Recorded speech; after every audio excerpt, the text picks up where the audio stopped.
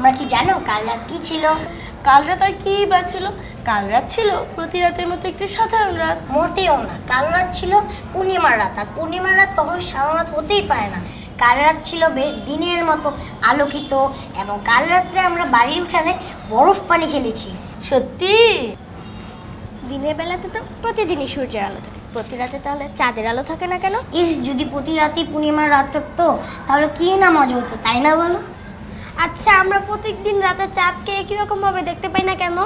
আমরা আজ সেটাই জানবো। আসসালামু আলাইকুম। ওয়ালাইকুম আসসালাম। তোমরা কেমন আছো? ভালো আছি, আপনি কেমন আছেন? আমিও ভালো আছি। সকলে বসো। তোমরা চতুর্থ শ্রেণীতে চাঁদের আকার পরিবর্তন বা চাঁদের দশা সম্পর্কে জেনেছো, তাই না? জি আপা। আর আজকে আমরা চাঁদের দশা বা চাঁদের আকার পরিবর্তনের কারণগুলো সম্পর্কে জানবো। আচ্ছা বলো তো, চাঁদকে আমরা কেমন দেখতে পাই? আপা, আমরা চাঁদকে সবসময় একই রকম দেখি না, কখনো চিকন, কখনো কাস্তার মতো বাঁকা, কখনো বড় গোলাকার। আচ্ছা, তুমি তাহলে বলতে চাইছো আমরা চাঁদকে সবসময় একরকম দেখি না, সময়ের সাথে সাথে চাঁদের আকৃতির পরিবর্তন হয়, তাই তো?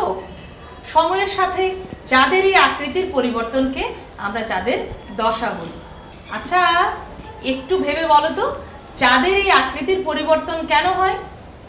আমার মনে হয় চাঁদ ঘুরছে তাই এমন হয়।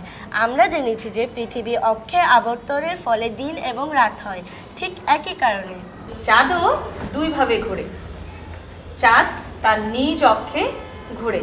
পৃথিবীর সাপেক্ষে চাঁদের এই ঘূর্ণনকে বলে আহ্নিক গতি। আর পৃথিবীকে কেন্দ্র করে চাঁদ তার নিজ কক্ষপথে ঘোরে, যাকে বার্ষিক গতি বলে।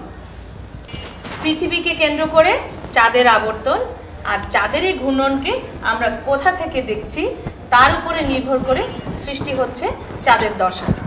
তার মানে আমরা কোন অবস্থান থেকে চাঁদকে দেখছি তার উপর নির্ভর করছে চাঁদের দশা পরিবর্তন বা আকৃতি পরিবর্তন।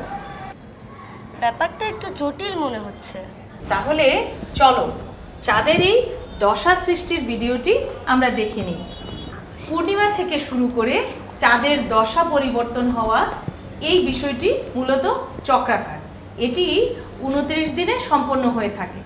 একে আমরা লুনার সাইকেল বা চাঁদ চক্র বলে থাকি।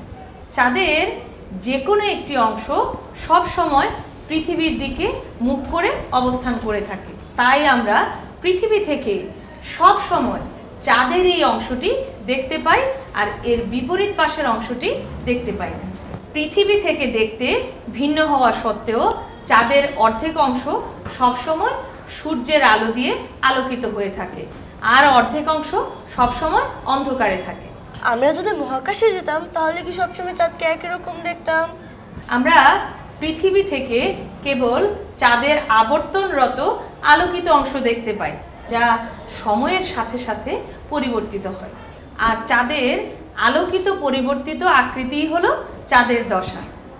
এ পাঠ থেকে আমরা যে গুরুত্বপূর্ণ অংশগুলো জানলাম সেগুলো মনে রাখতে হবে। চাঁদের আলোকিত অংশের আকৃতির যে পরিবর্তন হয়ে থাকে এটাই হলো চাঁদের দশা। চাঁদের এই দশা ক্রম পরিবর্তনশীল এবং চক্রাকারে হয়ে থাকে, আর এই এক চক্র সম্পন্ন হতে সময় লাগে 29 দিন।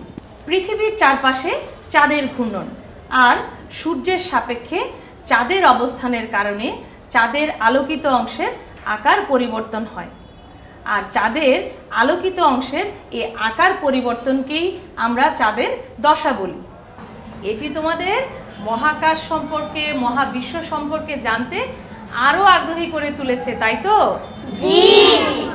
যা আমাদের পরবর্তী পাঠে কাজে লাগবে, এবং তোমরা যখন এটি নিজেদের মধ্যে আলোচনা করবে তখন এই বিষয় সম্পর্কে আরও জানতে পারবে। তোমাদের সঙ্গে আবার দেখা হবে। তোমরা সবাই ভালো থেকো, সুস্থ থেকো। সবাইকে অসংখ্য ধন্যবাদ। আপনাকেও ধন্যবাদ।